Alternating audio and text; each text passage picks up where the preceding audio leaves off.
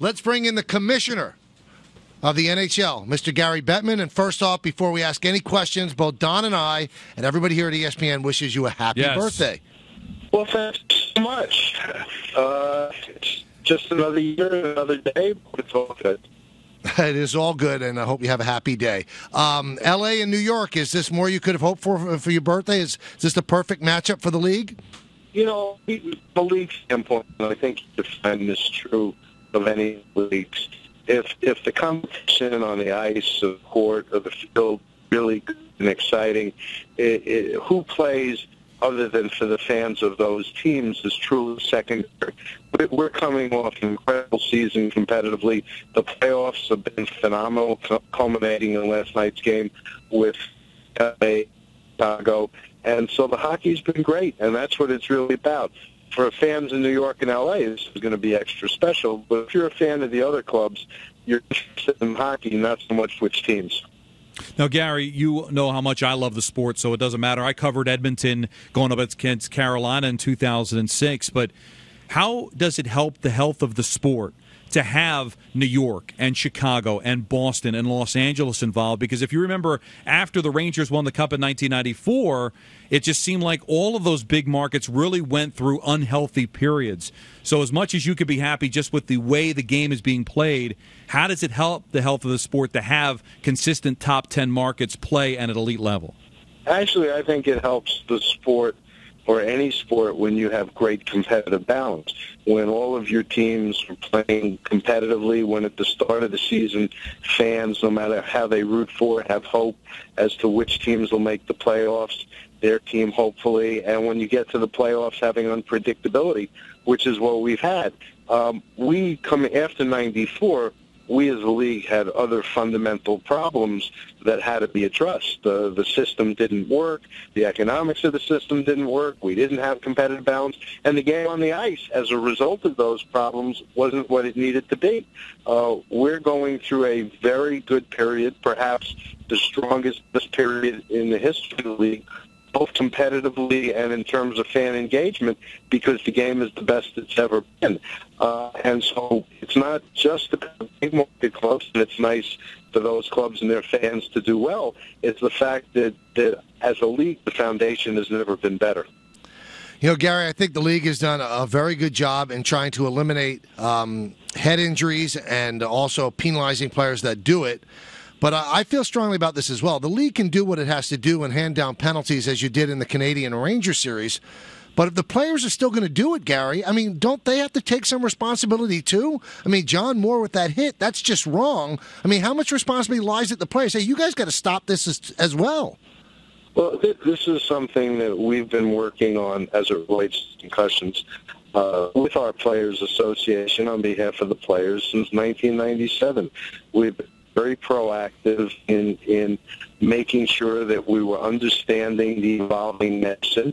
For the first sports league to have such a program, we were the first sports league to do baseline testing. We were the first sports league to have protocols for diagnosis and return to play decisions, and the list goes on and on and on. The point is, it's something we take seriously, but an important component to all of this is the education, which we've been doing to make sure everybody involved understands, and changing the culture. Players understand now that it's okay to come forward and say, you know, I have some symptoms and it needs to be addressed.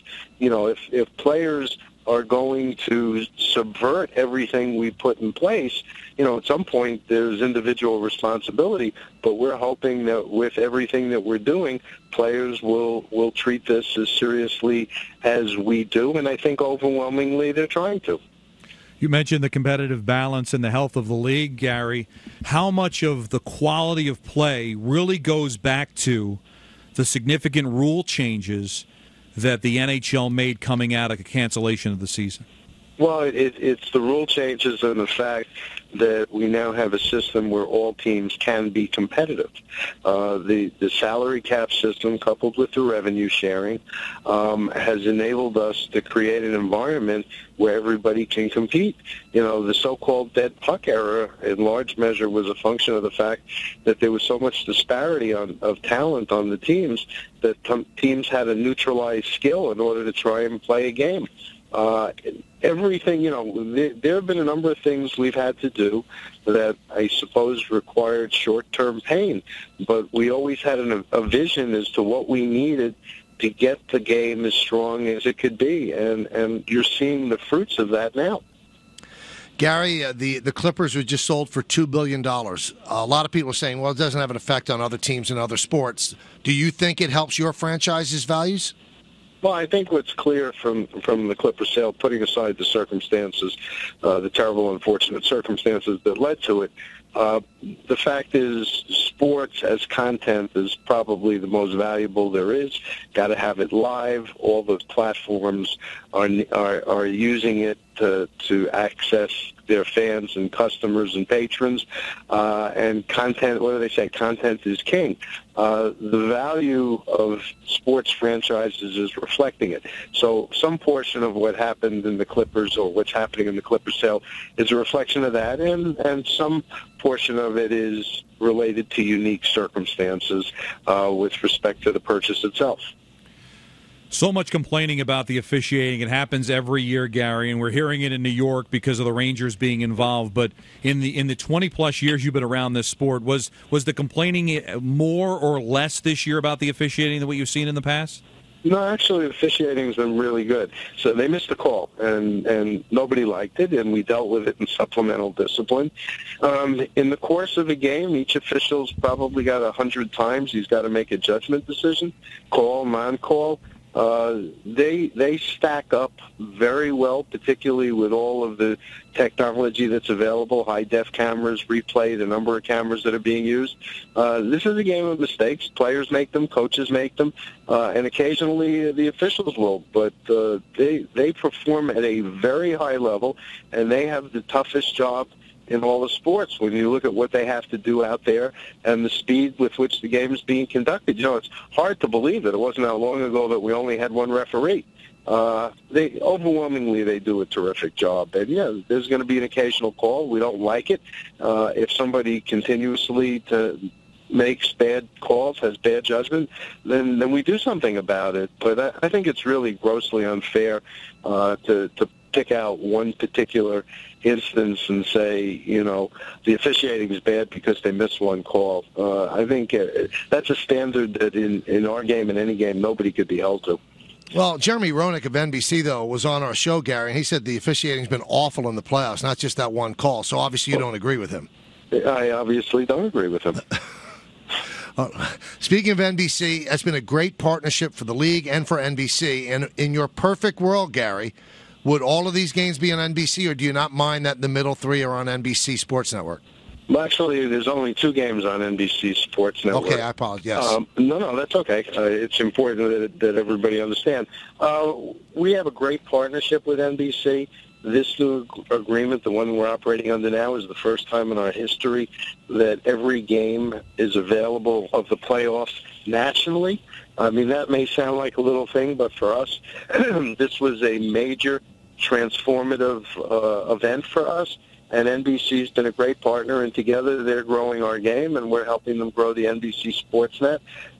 We're thrilled to be with them, and as the Sportsnet's growing and as cable's growing, you see less and less difference between the over-the-air networks and the cable networks. And we've been doing good numbers on the Sports Network, and if this helps the Sports Network grow, that'll help us all in the long term.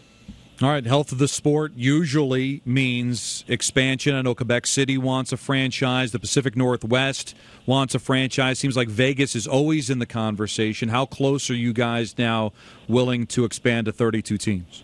We're not really ready for an expansion mode process.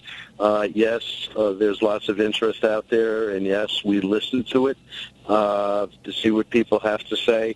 But we're not at this point ready to react and say, okay, we're going to go through an expansion franchise. Yes, for geographic reasons, we have 16 teams in the East and 14 in the West, but I don't think you expand just for symmetry. We like where things are right now. We're gratified that there's lots of interest in lots of places.